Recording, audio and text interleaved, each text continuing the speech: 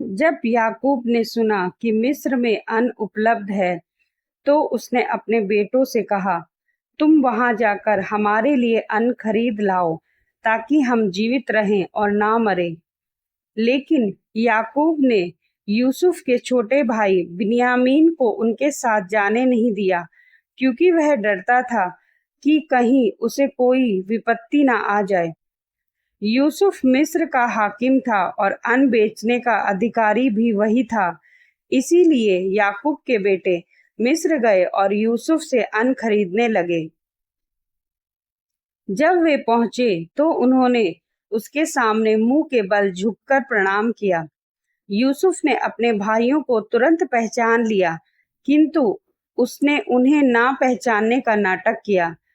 उसने उनसे कठोरता से पूछा, तुम कहाँ से आए हो? उन्होंने उत्तर दिया, कनान देश से भोजन मोल लेने आए हैं। लेकिन यूसुफ ने उन पर जासूस होने का आरोप लगाया। उन्होंने कहा, नहीं महाराज, हम सब तो केवल भोजन खरीदने आए हैं। हम सब एक ही परिवार के भाई हैं। हमारा सबसे छोटा भाई कनान में है और एक भाई नहीं रहा। यूसुफ ने कहा, नहीं, तुम लोग जासूस हो। फिरौन के जीवन की शपथ, जब तक तुम्हारा सबसे छोटा भाई यहाँ नहीं आता, तब तक तुम इस देश से बाहर नहीं जाओगे। इसीलिए तुम में से कोई एक जाकर अपने छोटे भाई को ले आए। बाकी सब लोग बंदी गृह में रहेंगे। इससे यह प्रमाण होगा कि तुम्हारी बातें सच हैं या नहीं। यदि नहीं, तो तुम निश्चय ही जासूस ठहरोगे। इस प्रकार यूसुफ ने उन्हें 3 दिन तक बंदीगृह में रखा। तीसरे दिन यूसुफ ने उनसे कहा, मैं परमेश्वर का भय मानने वाला हूँ। यदि तुम वही करोगे जो मैं कहता हूँ, तो जीवित रहोगे। तुम में से एक भाई बंदीगृह में रहेगा और बाकी सब अपने घर अनाज लेकर जा सकते हो। लेकिन तुम अवश्य ही अपने सबसे छोटे भाई को यहाँ लाओगे, जिससे तुम्हारी सच्चाई सिद्ध हो सके। तब भाइयों ने आपस में कहा, हम पर यह विपत्ति इसीलिए आई है कि हमने अपने भाई के साथ पाप किया था।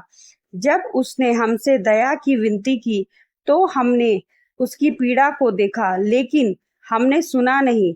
इसीलिए अब हमको उसके खून का हिसाब देना होगा। रूबेन ने उनसे कहा, क्या मैंने तुमसे नहीं कहा था कि उस लड़के के विरुद्ध पाप मत करना? लेकिन तुमने मेरी बात नहीं मानी। अब देखो, उसका हिसाब हमें देना होगा। वे नहीं जानते थे कि यूसुफ उनकी भाषा समझता है, क्योंकि उनसे दुभाषी के द्वारा बातें की जा रही थी। यह सुनकर यूसुफ उनके पास से हट गया और रो पड़ा। फिर लौटकर उसने उनसे बातें की और शिमोन को चुनकर उनके सामने बांध दिया और बंदीगृह में डाल दिया।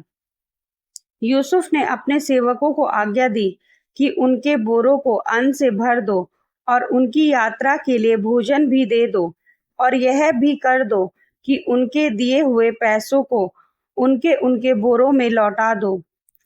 उन्होंने अपना अन्न लादा और कनान की ओर लौटे। जब वे रात को ठहरे और बोरियों को खोला, तो देखा कि प्रत्येक की बोरी के ऊपर उनका रुपया रखा है।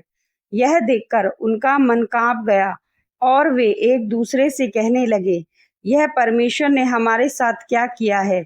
जब वे कनान लौटकर अपने पिता याकूब के पास पहुंचे, तो उन्होंने सब बातें बता दी। जब उनके पिता याकूब ने उनके लौटाए हुए पैसे देखे, तो वह डर गया और कहने लगा, तुमने मुझे मेरे बच्चों से वंचित कर दिया है। यूसुफ चला गया, शिमोन चला गया, और अब बिन्यामीन को भी ले जाना चाहते हो। सब कुछ मेरे विरुद्ध हो रहा है।